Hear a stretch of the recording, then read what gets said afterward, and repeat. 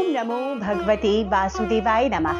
जय माता दी दोस्तों, आप देख रहे हैं आपका अपना YouTube चैनल व्रत त्योहार कथाएं। मैं हूं आपके साथ रिमझिम शर्मा।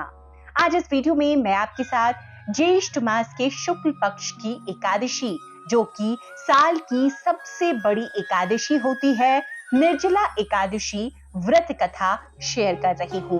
तो प्रेम पूर्वक सभी भक्त भगवान श्री हरि विष्णु माता लक्ष्मी का जयकारा लगाते हुए, उनके नाम का सुमिरन करते हुए इस एकादशी व्रत कथा का श्रवण करें। श्री भीमसेन बोले कि हे पितामह, भ्राता युधिष्ठिर, माता कुंती, द्रौपदी, अर्जुन, नकुल और सहदेव आदि एकादशी के दिन व्रत करते हैं और मुझसे एकादशी के दिन अन्न खाने को मना करते हैं।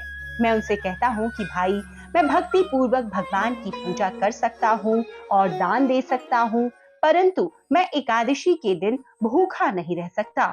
इस पर व्यास जी बोले, हे भीमसेन, यदि तुम नरक को बुरा और स्वर्ग को अच्छा समझते हो तो प्रत्येक मास की दोनों एकादशियों को अन्न न खाया करो। इस पर भीमसेन बोले, हे पितामह, आपसे प्रथम कह चुका हूं कि मैं एक दिन एक समय भी भोजन किए बिना नहीं रह सकता। फिर मेरे लिए पूरे दिन का उपवास करना तो कठिन है। मेरे पेट में अग्नि का वास है जो अधिक अन्न खाने पर शांत होती है। यदि मैं प्रयत्न करूं तो वर्ष में एक व्रत अवश्य कर सकता हूं। अतः आप मुझे कोई एक ऐसा व्रत बतलाइए जिससे मुझे स्वर्ग की प्राप्ति हो। श्री व्यास जी बोले कि हे वायुपुत्र, बड़े बड़े ऋषि और महर्षियों ने बहुत से शास्त्र आदि बनाए हैं। यदि कलयुग में मनुष्य उन पर आचरण करे तो अवश्य ही मुक्ति को प्राप्त होता है। उनमें धन बहुत कम खर्च होता है। उनमें से जो पुराणों का सार है उसको कहता हूँ कि मनुष्य को दोनों पक्षों की एकादशियों का व्रत करना चाहिए। इससे उन्हें स्वर्ग की प्राप्ति होती है। श्री व्यास जी बोले कि हे भीमसेन, कृष्ण और मिथुन संक्रांति के मध्य में ज्येष्ठ मास के शुक्ल पक्ष की एकादशी होती है, उसका निर्जल व्रत करना चाहिए।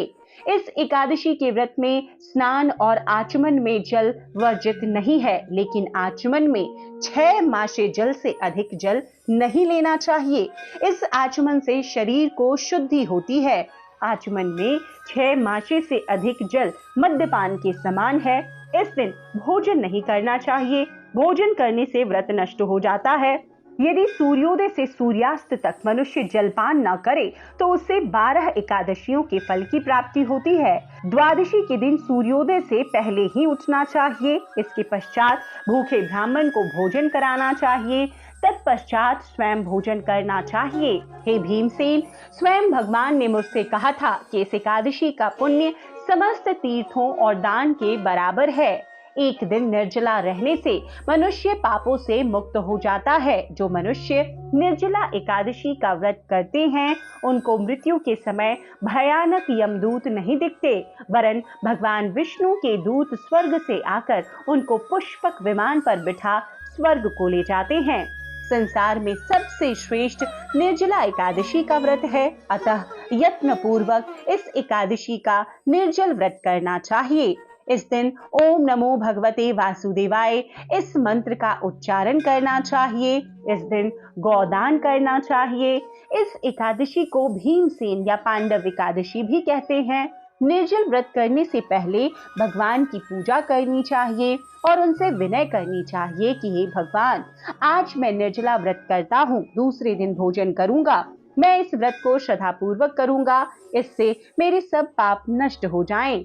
इस एक दिन बड़े वस्त्र से ढककर स्वर्ण सहित दान करना चाहिए। जो मनुष्य इस व्रत के अंतराल में स्नान तप आदि करते हैं उनको करोड़ पल स्वर्ण दान का फल मिलता है। जो मनुष्य इस दिन यज्ञ होम आदि करते हैं उसका फल वर्णन भी नहीं हो सकता। इस निर्जला एकादशी के दिन जो अन्न खाते हैं उन्हें चांडाल समझना चाहिए। वे अंत में नरक में जाते हैं। ब्रह्म हत्यारे, मद्यपान करने वाले, चोरी करने वाले, गुरु से द्वेष करने वाले, असत्य बोलने वाले इस व्रत को करने से स्वर्ग को जाते हैं। हे कुंती पुत्र, जो पुरुष या स्त्री इस व्रत को श्रद्धा पूर्वक करते हैं उनके निम्नलिखित कर्तव्य हैं। उन्हें सर्वप्रथम विष्णु भगवान की पूजा करनी चाहिए, तत्पश्चात गोदान करना चाहिए। इस दिन ब्राह्मणों को दक्षिणा, मिष्टान आदि देना चाहिए। निर्जला के दिन अन्न, वस्त्र, छत्र, उपहन का दान आदि करना चाहिए। जो मनुष्य इस कथा को प्रेम पूर्वक पढ़ते व सुनते हैं उनको भी स्वर्ग की प्राप्ति होती है।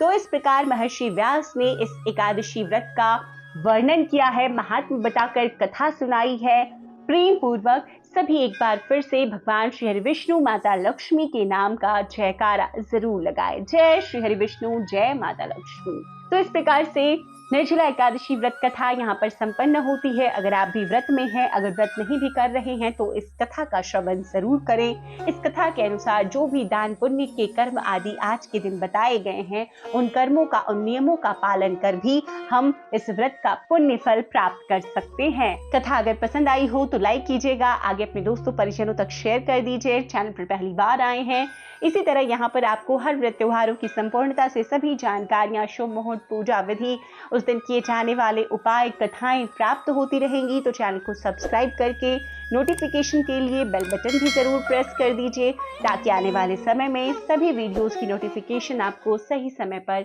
प्राप्त हो जाए। वीडियो देखने के लिए बहुत बहुत शुक्रिया। जय श्री हरि विष्णु, जय माता लक्ष्मी।